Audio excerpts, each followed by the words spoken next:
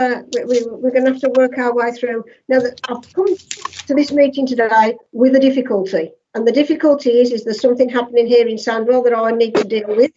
So, unfortunately, what I'm going to have to say is we need to decide which is the most important item on this agenda and do that item only and defer the others to the next meeting.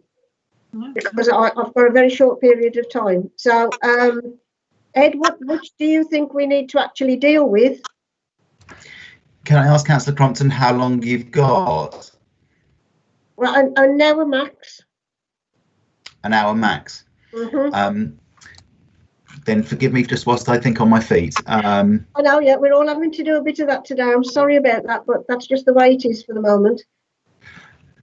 I mean, I think it would be helpful to kind of present the emerging directorate strategy and the intentions around public service reform. I think that gives us a context. It's not a decision-making item, but I think it's important that we talk about that. And then I think if we can squeeze in the community recovery, which is the urgent work.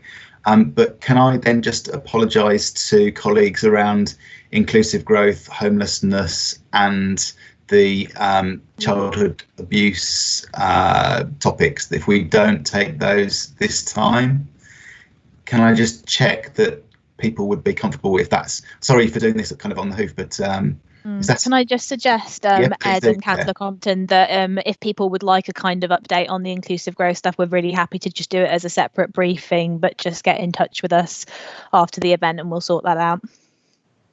Okay, I think that's probably the best thing. So we'll actually start the meeting. And so, as I said, I'm new to the chair. I'm very different from Yvonne, though we got on really, really well together. And I'm sure we will all get on really well, and we'll move through the agenda as best we can. Have we got any apologies? Yes, Chair, we've got apologies from Councillor Ian Brookfield from Wolverhampton, Councillor Izzy Second from Warwickshire County, Vanessa Jardine from West Midlands Police, Henrietta Brearley from Birmingham Chamber, Sue Ibbotson from Public Health, Paul Faulkner, Birmingham Chamber of Commerce, Catherine Mangan, the Higher Education Rep, Jenny Wood from ADAS, Jane Kemp from the NHS, Nick Page from Solihull Council, Paul Jennings from Birmingham Solihull Clinical Commission Group.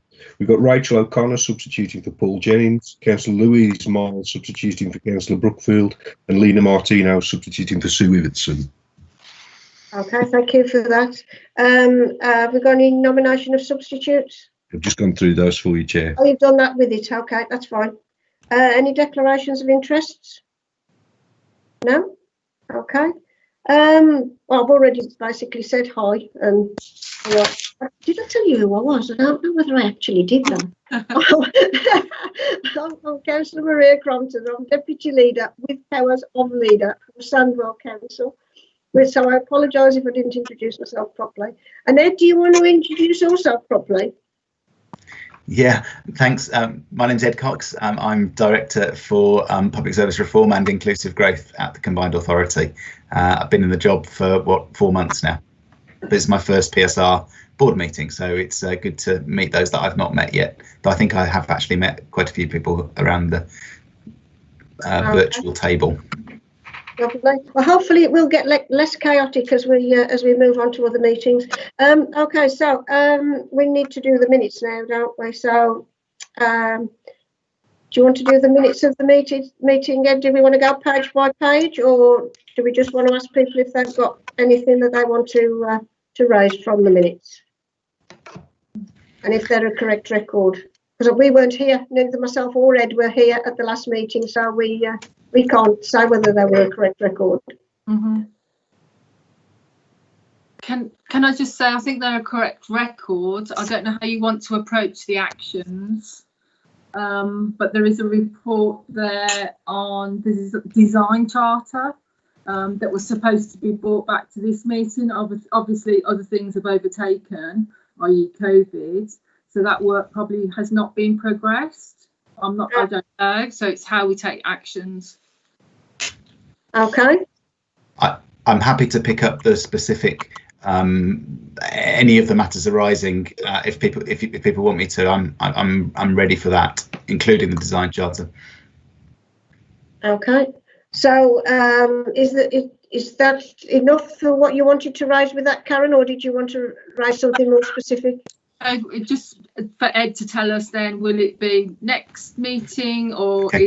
is work suspended or ongoing, or what's happening? So on the design charter specifically, where we are up to is that we are continuing to have meetings of what's called the WM Collective, which is the group of people that pulled together the design charter as a whole. And some of that is feeding through into the Housing and Land Board. And there's going to be some more detailed guidance and case studies about the design charter, which is being picked up by the Housing and Land group.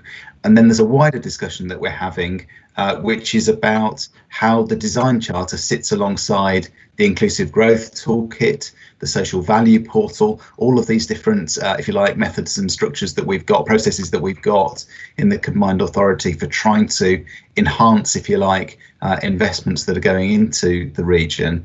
And should Claire have been able to present her report on inclusive growth, she would have spoken to how what we're trying to do is to pull together something which encompasses all of these different tools that we've got into a single, the phrase we're using is an operating manual, but in actual fact what it's going to be is an online portal, so that people will know when to use the design charter, when to use the social value portal, when to use the inclusive growth toolkit, and so on. So all of these tools, if you like, are in one place and people can use them really easily.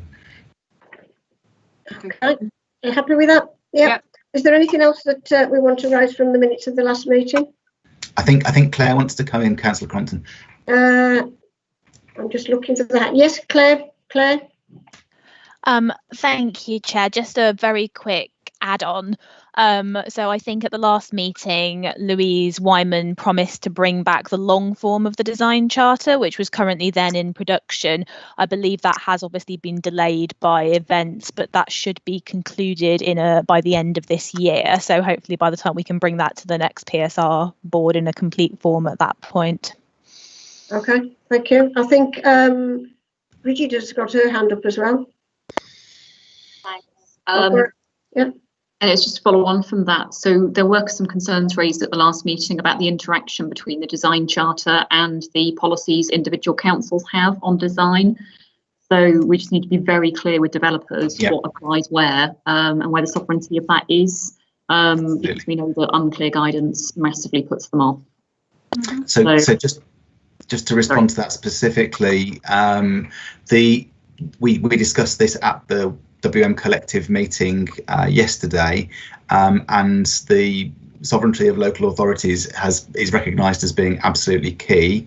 The particular conversations around whether we or not we use a design review panel, because the design charter group are very keen that we should, and we have pushed back on that and said no, that's for local authorities to determine themselves. So that's the current situation with that conversation, and we'll retain that line for as long as local authorities are saying that they want to do that themselves. We have to, yeah. Okay, thank you. Is there anything else from the minutes? No? Okay. In that case, then we'll move on to the item that we are going to look at, or the first item that we're going to look at. Is that you, Ed? I think that's you, isn't it? It is indeed. Thank you, Councillor Crompton. If I might just share my screen as well. Oh, that would be really helpful. Okay, so it's just coming up. Forgive me.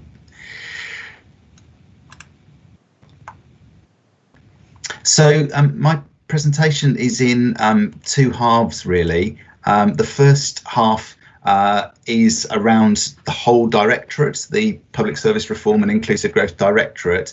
And then the second half is specifically about public service reform itself.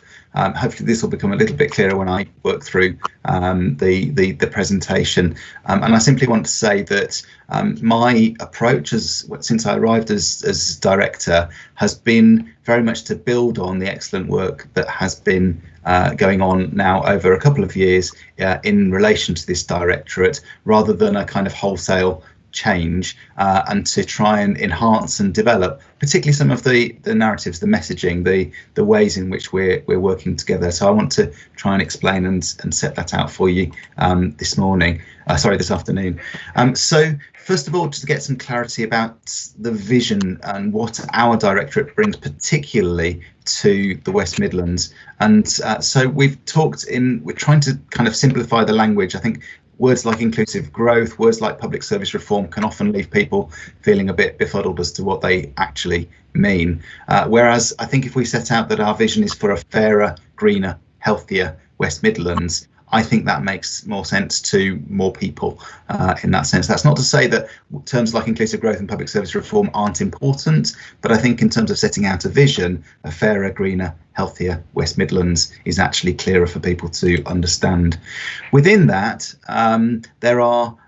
you can get down into some more detail. So we've set out 3 mission statements for these different aspects of our work. So in terms of the fairer dimension, which you could say is sort of closest aligned to the inclusive growth work, it's all about a more deliberate approach to economic growth that allows the widest range of people not only to benefit from the region's economic success, but also to help to define and contribute to it as well. So that's the fairer element. The greener element, I think, largely speaks for itself. Most people are more familiar with notions of how important the green agenda is, but to be specific about it, we are particularly focused on reducing the region's carbon emissions to net zero by 2041. So that's the WM 2041 challenge that we've set ourselves, but to do that in an inclusive way that provides opportunities for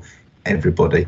And then the third area, the healthy aspect, is to do with how we change public services with a particular view of reducing health inequalities. And I'm wanting to understand health and well-being, if you like, in its broadest way, not in a very kind of narrow medical way here, just to be absolutely clear about that.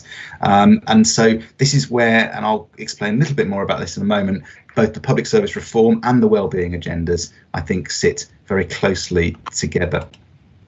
I also wanted to be clearer about what our outcomes are. What are the things that we want to see changed in the world? And as you are probably aware, we have a State of the Region report which has a set of regional outcome indicators.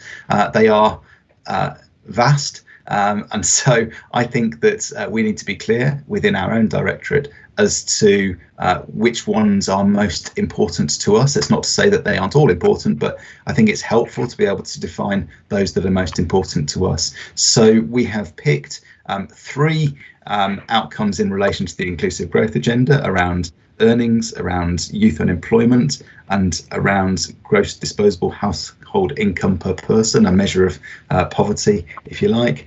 On the green agenda, critically, we've got to measure the tons of carbon emitted, and ironically, that's not one of our regional outcome indicators. But given that we've got the 2041 challenge, I think we need to make sure that that does become one. But also the numbers of households living in fuel poverty and the amount of renewable energy that we generate. And then in terms of the healthier, the public service reform aspect, there are issues around healthy life expectancy at birth, the gap in employment rate, the percentage of physically active adults, and the prevalence of overweight children. Now, of course, the combined authority, or indeed any particular local authority, is never going to achieve these things by itself. But I think it's important to say these are the big picture things that we are trying to shift, and we need to look at the long-term trends against each of these. Say a little bit about our approach, and I think this is what makes our directorate really quite distinctive from other directorates. Most of the other directorates are very much in this right-hand delivery space, building houses, running skills programs, running a public transport network, whereas I think what we bring to the combined authority is a slightly different approach, particularly because we have to work with a range of partners in order to achieve those objectives that I just talked about. So we see our role as much about enabling and influencing as we do about delivery of programs. So I've used this innovation loop as a kind of pictorial way of describing what we do, but I think a lot of our work is about working with partners to identify opportunities and challenges, generating ideas, bringing partners together, that convening role that the combined authority can play, and then moving on to developing and testing ideas. And I think, we could all come up with examples of things that we're trying to do together in order to prototype new ways of working and so on, which then themselves can be developed into business cases. We attract funding for them, and then we move through into that delivery and implementation, growing and scaling phase. So that's, for me, the way in which we need to work as a directorate is, keep going around this loop and developing ideas that can ultimately be delivered, not just by the combined authority, let's be clear about this, by a range of different partners across the region. So that's our theory of change. And then to get really practical, and I won't go through every bullet point on this slide because we'll be here all day if I do, but we are focused on now developing 4 delivery programs. In fact, 2 delivery programs are pretty much established already.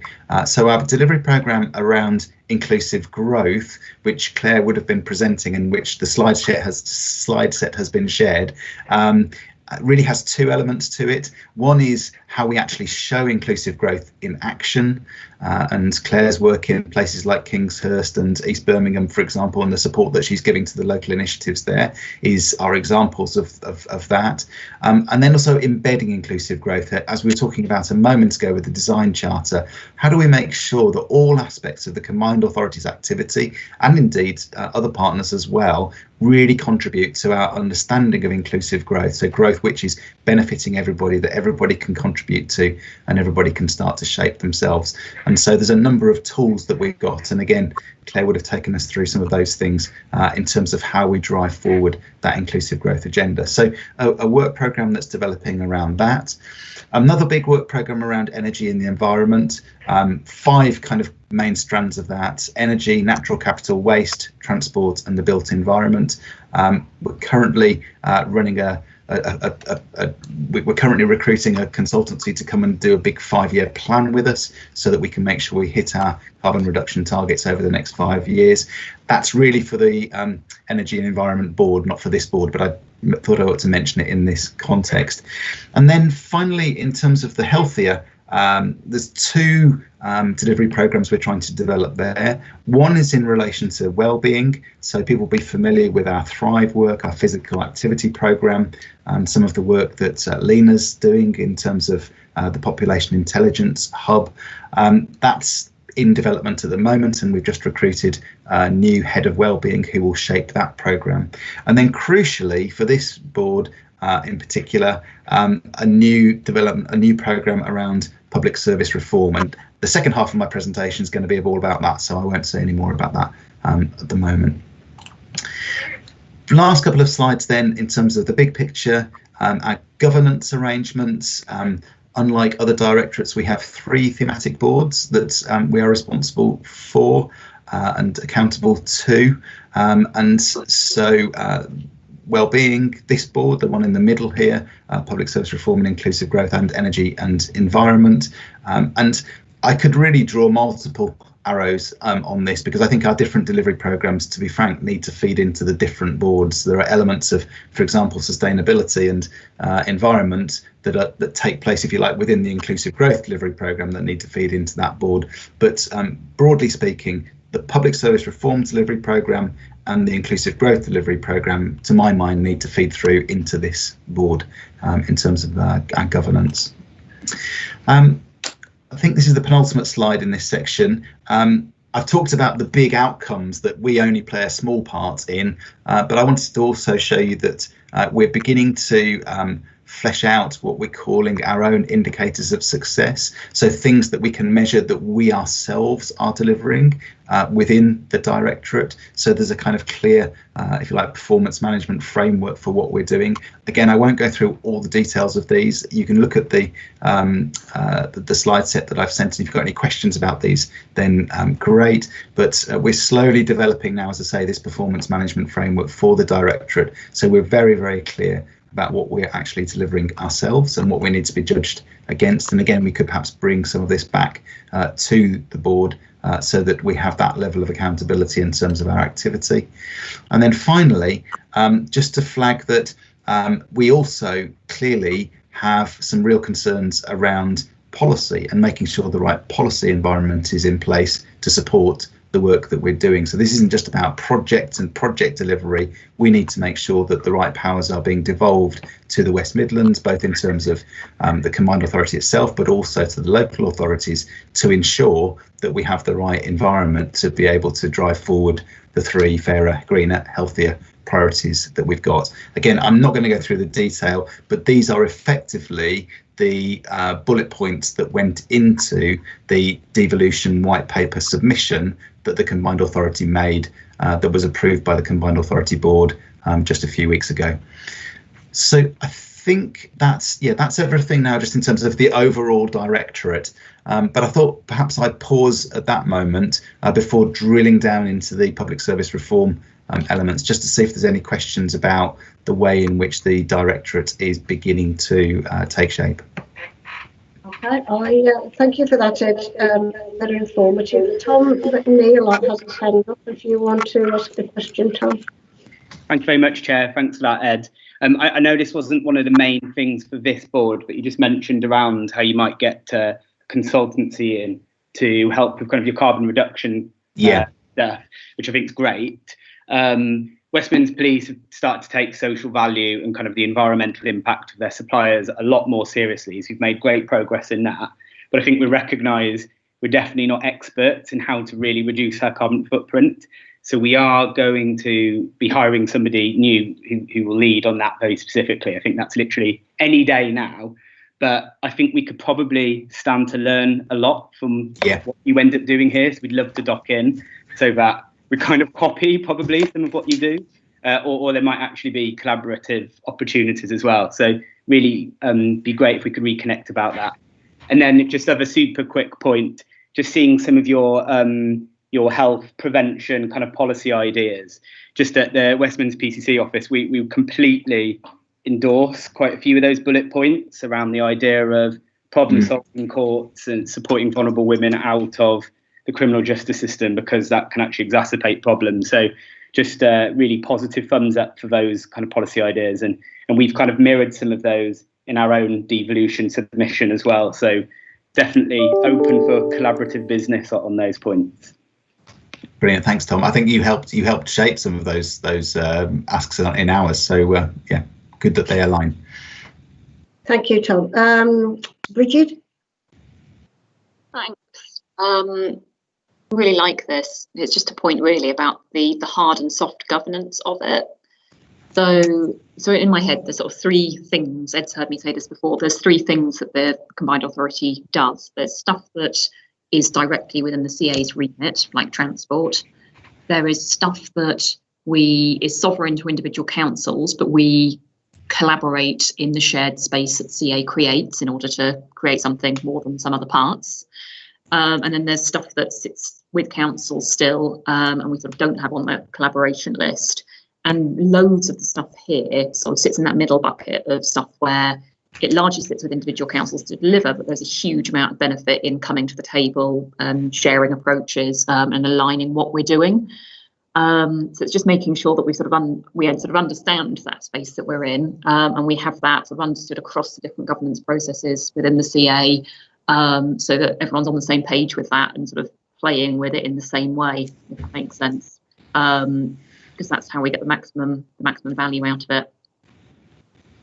Okay, thank you for that.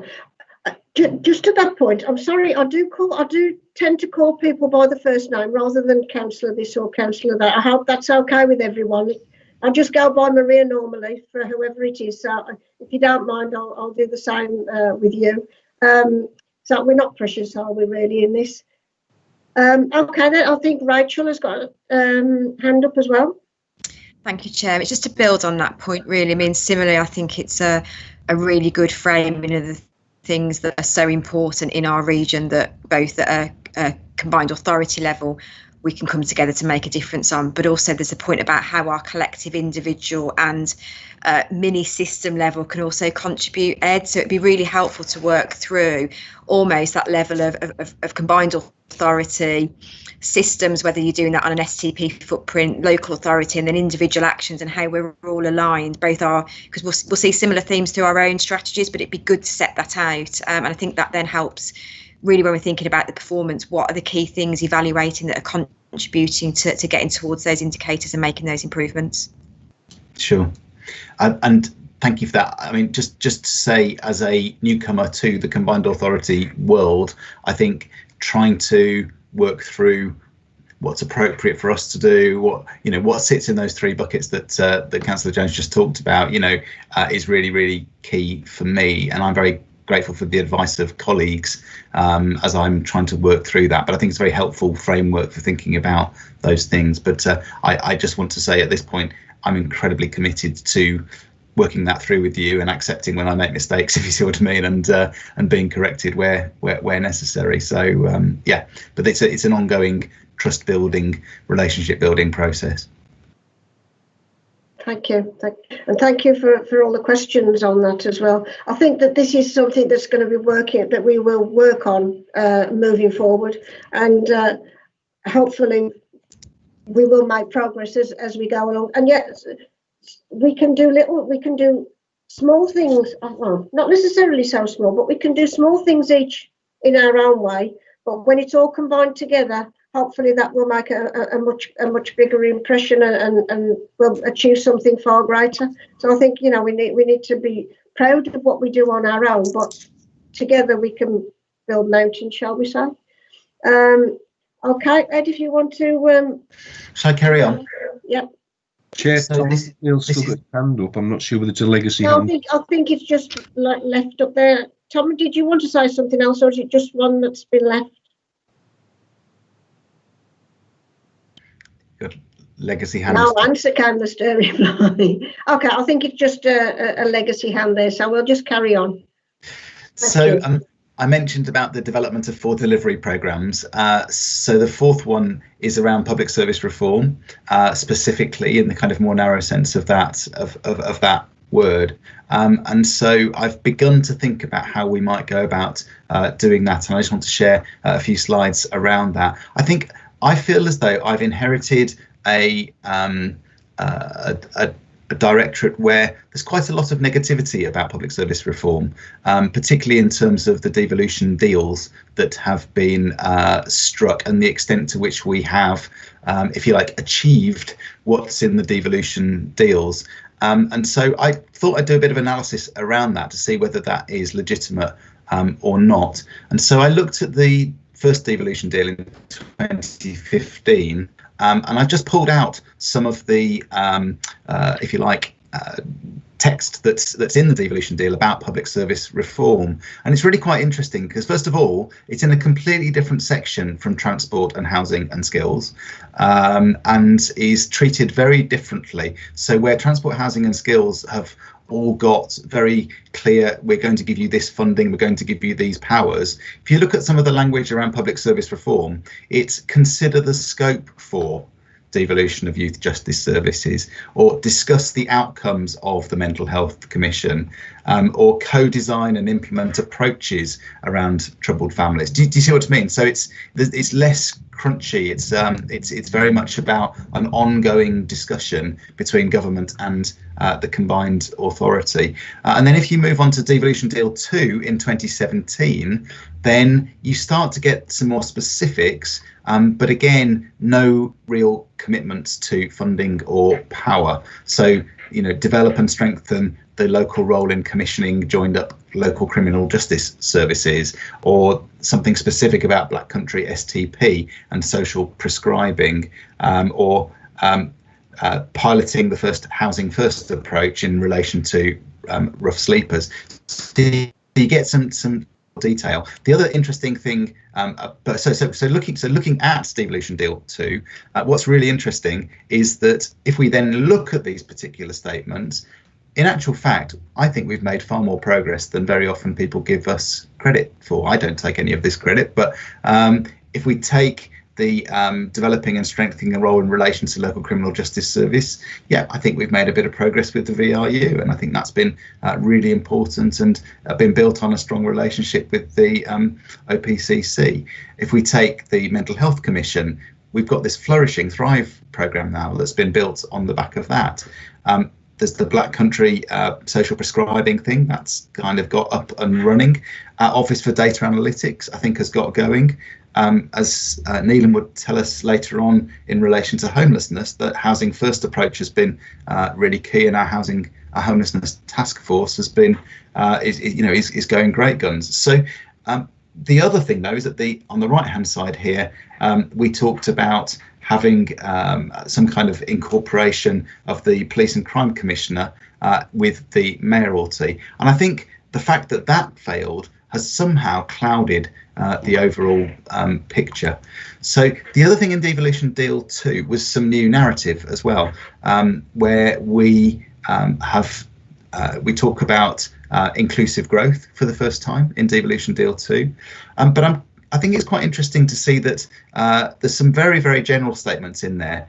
Identify other devolved powers and funds, and government giving the combined authority greater flexibility to invest in and develop innovative approaches to public services. My sense is that we can't take full responsibility for not progressing these things, because many of these things were actually in the government's gift to give us those devolved powers or give us greater flexibility.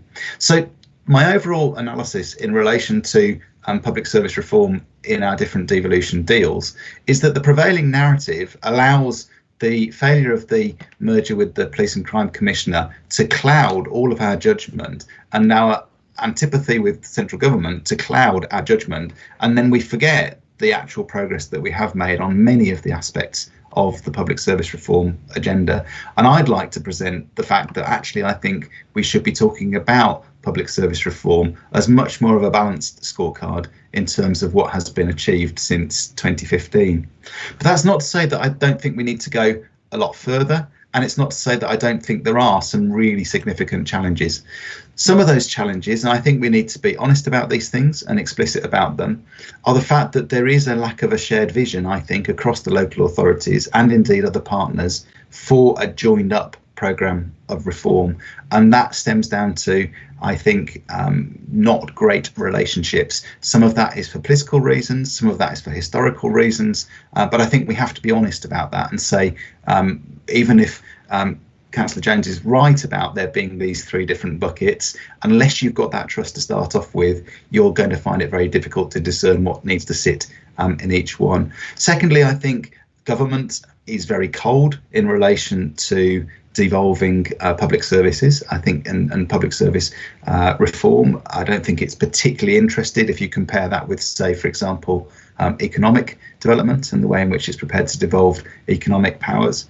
And also, I think that across the piece, we have a superficial understanding of the role and purpose of public service reform, the importance of social infrastructure, and the costs to the system of continuing to do the same thing without necessarily questioning whether we need better approaches. So on all three of these fronts, we've got to do, I think, a lot more work if we're going to genuinely make progress on the public service reform agenda. So what's the way forward? Well, I want to suggest that there are three phases that we need to go through. The first phase for me is all about building trust. And I think we have a couple of very practical projects that enable us to start to build that trust. So the first project is the community recovery work that we're doing at the moment. And I've just been to the RCG meeting before I came here, and we talked about community recovery. And from the outset, we've said local authorities have got to be at the fore in terms of determining what community recovery looks like. We've got to make a clear commitment to collaborative working, and I think we've seen that. And we've got to be able to then identify where are there gaps that can be filled, not necessarily by the combined authority, but if there are gaps, we need to consider how they're filled. Where's the good practice? Where can the combined authority add some value? And we've begun to even open up some conversations there around health and care, which in many respects are perhaps the most controversial area in relation to public service devolution. So that process of community recovery, from my point of view, is one where we start to build trust. We show that the combined authority is not trying to take over these things, but it's trying to find its appropriate role in relation to many of these issues. That's also true in terms of the work we're doing on the regional health impact of COVID-19, which again is a big collaborative piece of work that's ongoing at the moment that will feed through into a state of the health of the region report in November. So again, we're trying to bring together health partners there and build trust across health partners to show that we can find a collaborative agenda from that point of view. And then the last thing to mention in this respect is that we've also commissioned a couple of pieces of work looking at the good practice that's been going on throughout COVID, whether that's in civil society or whether that's amongst public agencies. And we'll soon be sort of presenting the findings of that, which I think actually paints the region in a really very positive light, that actually through COVID-19, there's been some brilliant collaborative working across the region in a whole variety of different ways. So that's the first phase around building trust. I think it's clear we need to be clear about what the principles are there for building trust. First of all, that public service reform is driven by partner organisations. I think that needs to be our first principle. Secondly, that where there is a role for the combined authority, it might be around championing and convening, that enabling role.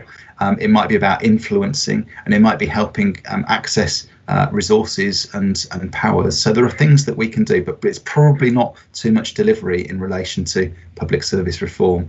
And where we are involved in delivery, that needs to be mutually agreed. There needs to be a logic to it, perhaps through economies of scale, or it needs to have clear read across to the work that the combined authority is doing in the economy or on other types of work, or indeed it has to be mandated by government. And I think the last principle is that we need a much more dynamic relationship with central government, not just a pleading relationship. And again, I think I've observed in my kind of short time in the role that there's a real risk that we just jump to the government's tune. I think actually there's a huge amount we can do in relation to public service reform that doesn't really refer to government at all. We can just get on with things ourselves. So those for me are some of the kind of principles around how we build trust. But two more slides. The next phase is around how we secure the next wins. So clearly we're putting a lot of eggs in the comprehensive spending review basket at the moment.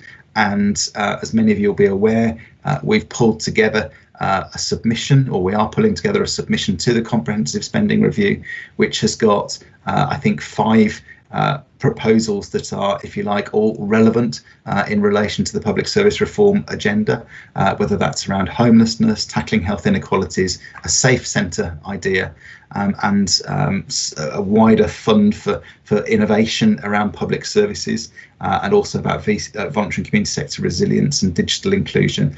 And we want to really press the ODA to get very much focused on public service data and analytics as well. So those are our kind of comprehensive spending review asks. Obviously, if we're successful in relation to any of those, then that will give us a really good basis for the next phase of our public service reform work.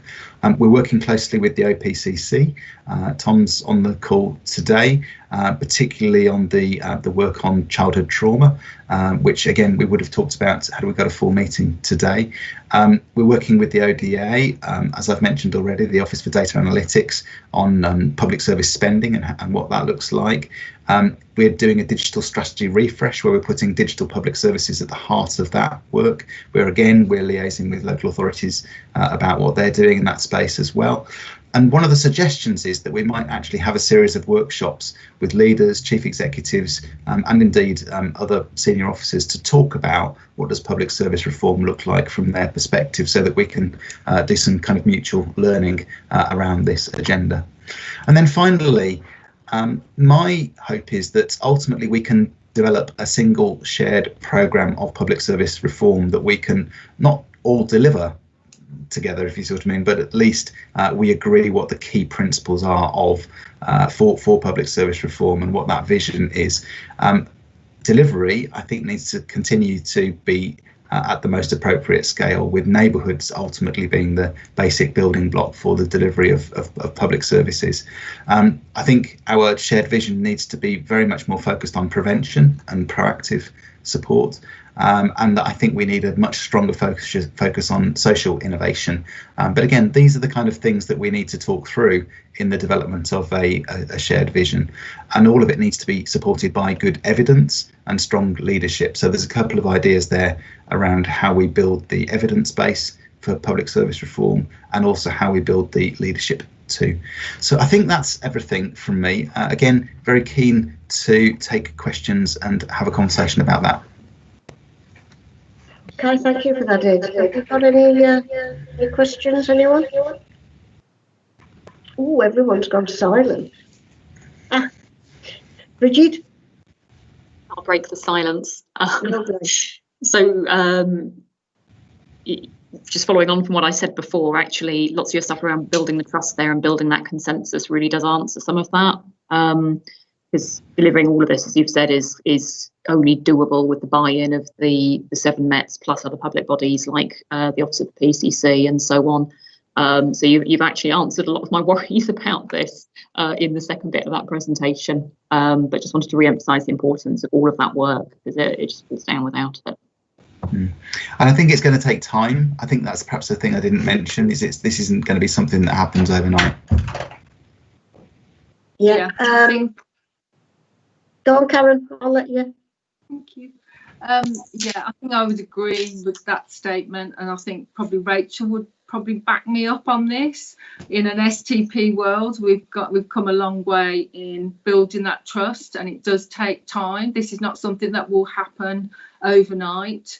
Ed, you talk about talking to local authorities. I'm just really keen to understand at what level you're talking with local authorities, and on the back of what Bridget has said, you know, that working together, because it just, at the moment, it feels like the CA has got lots of ideas and lots of things they want to do, but it's how we bring it in, working with local authorities, that currently they have the responsibility to deliver a lot of the work that you're talking about, especially around prevention.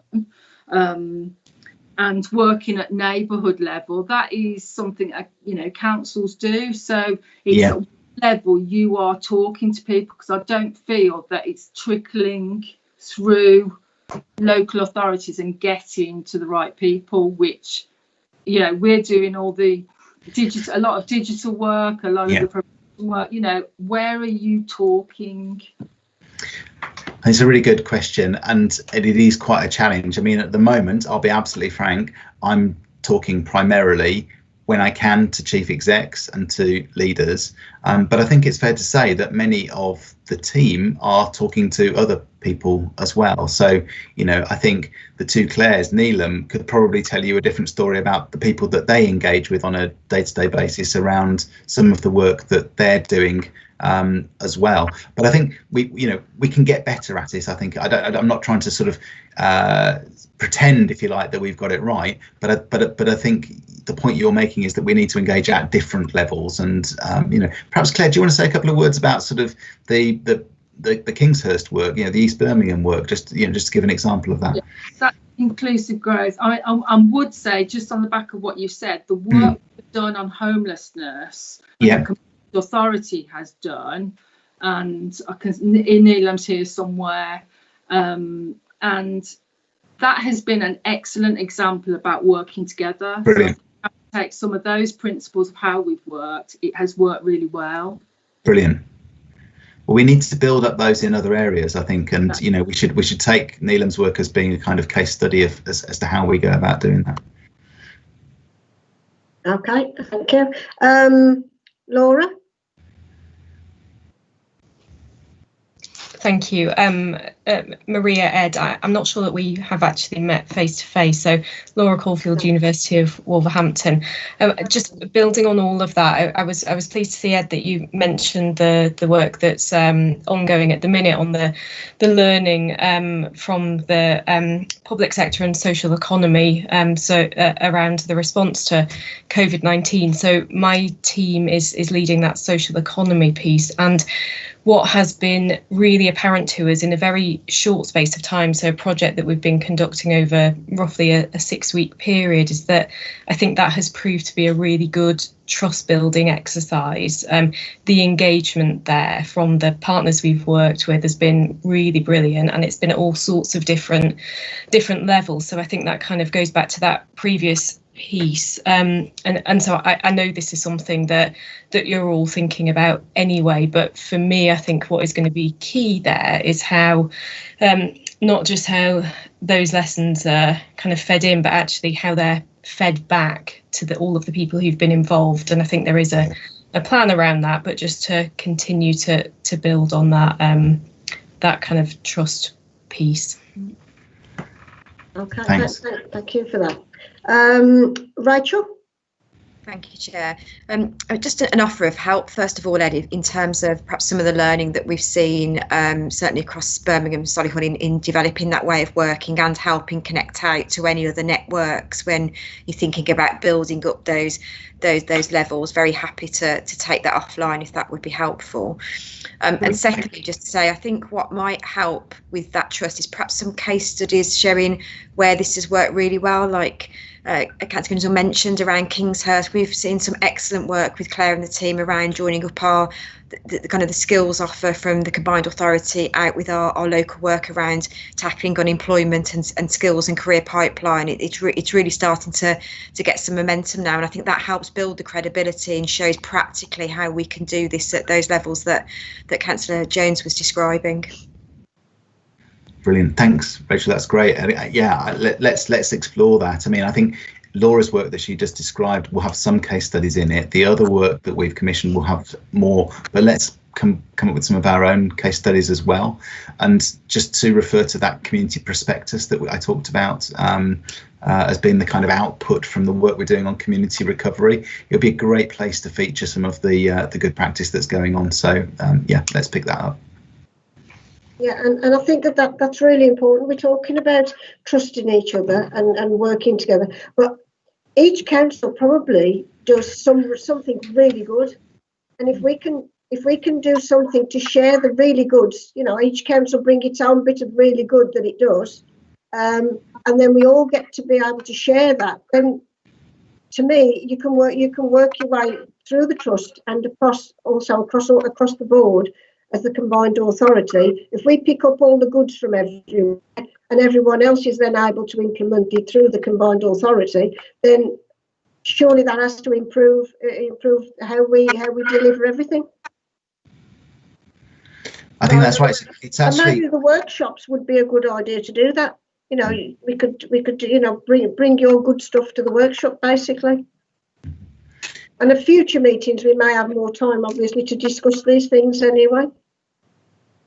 Sure. So I don't know whether anyone's got any thoughts on that at all. It would be useful to know if people think that the idea of having some workshops around this might be a good idea between sort of over the next 3 or 4 months.